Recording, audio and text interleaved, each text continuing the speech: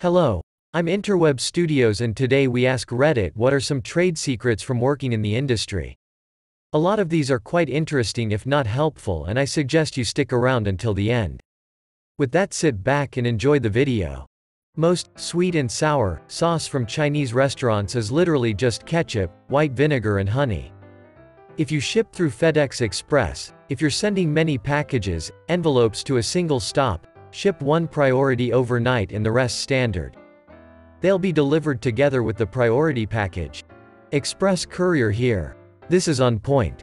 I hate having to double back to a stop, so if I see a business priority and 3 more standard, I get giddy because I can do that stop as one instead of 2 separate ones. Award given for dude saying, "I get giddy." A resistor is made in Japan. It is wrapped in plastic and shipped to Michigan. It's installed into a small printed circuit board, PCB. It is wrapped in plastic and shipped to Taiwan. That PCB is installed via sideboard connector onto a larger PCB. It is shipped to China. That PCB is installed in a small housing via harness. It is shipped to India. That housing has its microchips programmed and the outside is given a chemical treatment. It is shipped back to Michigan. The housing is now treated and installed into a car side mirror. It is shipped to Ohio. The side mirror is run through a post-production sort program to check for defects. It is shipped to Detroit. It is installed onto a car. Every single step of that shipping, every single component is wrapped in plastics. Millions of them per car, to over half a dozen locations each. Something like 50 million cars are produced each year. Your straws aren't doing shit for the use of plastics. Automotive production and diagnostics engineer. We learned about this in high school. And that teacher was criticized for his curriculum. He was literally the only adult to take time and risk for information he knew was critical for us. From simple tax advice to starting small business to securing small loans to not getting ripped off on car insurance. All this stuff and none of was ever part of his daily lesson plan. We had one of those at my high school and he got forced into early retirement. Students were incredibly upset. He would have special lesson days going over how credit card companies would soon be trying to duck us over the moment we turned 18 or set foot in college and how bad the interest rates would be. Other basic life skills like figuring out where we could get roadside from if we didn't know how to change tires. Differences in insurances on cars. Some Diet Ramsey stuff like having an emergency fund in a separate account. We need more teachers like him, not less. We actually did find and file that bug in your favorite video game. Our leadership just decided it was okay to ship with it. In addition to that, we actually did test and balance the game to a specific difficulty. When you play it and say, "Did the devs even test this game?" The answer is, yes we did, and that is the behavior, difficulty we expected to be best. Sometimes we get it wrong, most of the times we get it right. Most of the times we got it right you don't take notice because you're having fun. But also sometimes, the person who does the balancing of a specific feature, mechanic is at that point far too good at the game to realize they may have made something too difficult.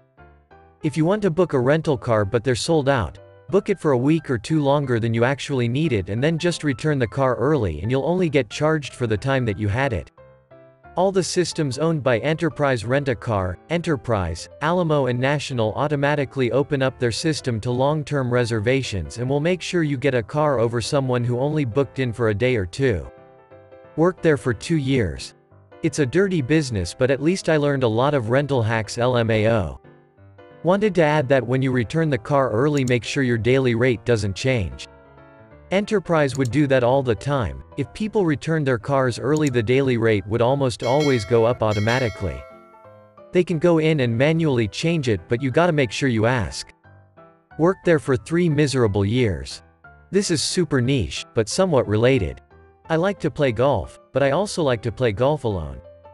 When you go to a golf course they don't like a bunch of loners playing by themselves because it backs up the course, so they'll stick random people in a group with you to pack as many people onto the course at once.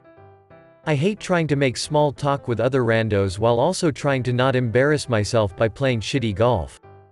One course I go to often has an online booking system. So I'd book myself as a single at a specific time. Then I'd use a different fake account to book a round for 3 people at the exact same time. You don't have to pay until you get there. So I'd go and check in and they'd be like, looks like there's another group of 3 for the same tea time, but they're not here yet. I say no prob, then go out and just tee off alone knowing that that other group will never show up, lol.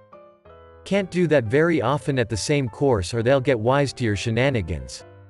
Most electronic medical records allow providers to put pop-up warnings in your chart if you act verbally or physically aggressive. If you yelled at the nurse in 2017, the medical assistant you called today begging for a last-minute appointment can see it. It comes up as aggression warning. We can also see if you are an elopement risk, high fall risk, or on suicide precautions. Lots of EMR banners. What's an elopement risk?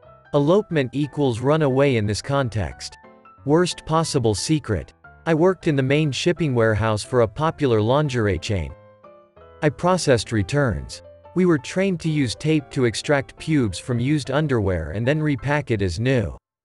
I quit after 2 months, not for me. Edit, I was curious and just checked their official return policy. It's completely different than when I worked there many years ago. If you are buying software for your workplace, get a quote and then go silent until it's the end of the quarter. Then call the sales representative and tell them you can buy it today but only have enough budget for 70% of the cost. Your chances for a discount go way up at the end of the quarter. As an enterprise software sales representative, fuck you. Also, I totally agree. Edit, man, this blew up lol. Since people have asked, here's my unofficial and incomplete list of what affects the price you pay. 1. How much you are buying. 2. When you are buying. 3. How much repeat business we think we can get from you. 4. How long you spent working with us during the deal cycle. 5. What you buy, different margins for different products. 6. The age of the product. Product managers, who set the discounting thresholds, may allow a deeper discount for a new product to get more of it sold initially and increase awareness, adoption. 7. How well known your company is. Many OEMs want to add your logo to their website as a customer, so literally the clout could net you a better price. 8. If one of your C-levels are willing to take a meeting with us. We will trade price for exposure to upper-level decision makers.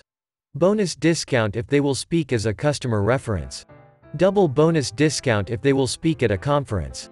9. Where the rep's quota attainment is, are they behind? If so, you might get a better deal. This is stuff you will never know. 10. Likewise, did your rep's boss just get chewed out for being behind on his/her number?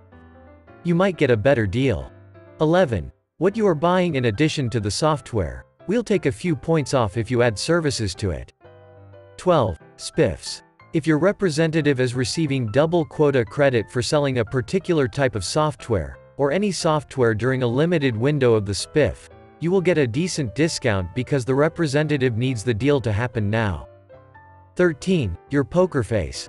If you convince me that you might actually not do the deal, I'll work with you. If I think you are just posturing and I know you actually need this software, get ready to fight for a week to only get 2 points off while I act like that's a huge win for you. 14. My mood LMAO. On any piece of machinery, if the welds you see look like shit, the welds you don't see are even worse.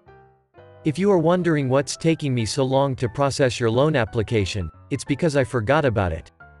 Is this why title companies insist that you need to come down and sign today? I've been waiting on you for weeks, but if I don't sign today, the whole thing will come crashing down? Yes, or at least maybe. Either they've run up against some arbitrary timeline they need to hit for the application to remain valid, or they need to close the loan to meet monthly sales targets. The urine pregnancy test you take at the doctor's is the same as the Dollar Tree one. You can buy them on Amazon in bulk packs of like 50 for $7. May have gone up since I bought mine, but I haven't had to buy another since. Edit. Some of you jerks are acting like idiots in the comments. They last about 3 years before they expire. I generally took one a month, so I used 36. I'm married and we don't want kids, so we made damn sure. Casinos don't need to cheat. We have already rigged the game against you. Funniest thing I ever heard from a bookie is that all his clients will tell you at the end of the year that they're about even. Oh yeah. "Then how did I afford this BMW?" he'd say. "You gotta love the gamblers who always win." One of my friends would talk about her friend who always wins. I'm like, "You mean the dude living with his parents in his 30s who has put himself on the do not let me in the casino list twice? That guy? Yeah. Gamblers only tell you when they win. People also have their own definitions of winning. I know someone who goes to a casino regularly and always somehow comes away as a winner." When I asked some questions, it became clear that they had a very loose definition of winning. In their mind, since they expected to lose all the money they took with them, if they came home with any money, they sincerely considered it as having won money. So if they went in with $300 and came out with $50, then in their minds they won $50. They didn't see it as a $250 loss. Calls are not being answered in the order received. And let me guess, it's not unusually high call volume, it's that they just haven't hired enough people to actually answer all the calls in a reasonable time frame? Also, the menus haven't recently changed. When you order at a drive-thru, the microphone stays on until you move forward. So everyone inside the store with a headset on can hear your conversation until you leave the ordering area. I always leave my music low till I pull away for this exact suspicion. Now that it's confirmed, I'll also watch my mouth. Another pro tip: turn off your windshield wipers at the drive-thru. It pelts the worker with your rainwater. Tourism industry here. Look up when peak season is for the destination you're looking at. There are usually cheaper prices or the beginning and end of the season. Try to book at the beginning of the season. Seasonal workers work themselves ragged and are usually completely burnt out at the end. At the beginning of the season, everyone is stoked to start making money again. Movie industry. Unless you are absolutely breathtaking in your audition, which does happen, don't get me wrong, there is a list of 30 people each studio prioritizes to be in their major films. I worked at a small talent agency. We had 4 or 5 people that fit every description, and we sent them all on the same auditions, just like every other agency for the same role. Talent and looks only go so far. Then you have to get lucky. You've got to be good looking, talented, and well connected. Makes total sense when you see the children of Hollywood stars moving up the ranks. Their parents made the connections, and then made the introductions. Most fossils in museums are replicas. These days they're usually plastic casts from silicone molds of real fossils, but 3D printed replicas made from high-resolution scans are becoming more and more a part of things. And that's because they're hard to display and also are valuable, correct? Yep. Also, they're just rare, and animals are almost never 100% complete or even close to complete.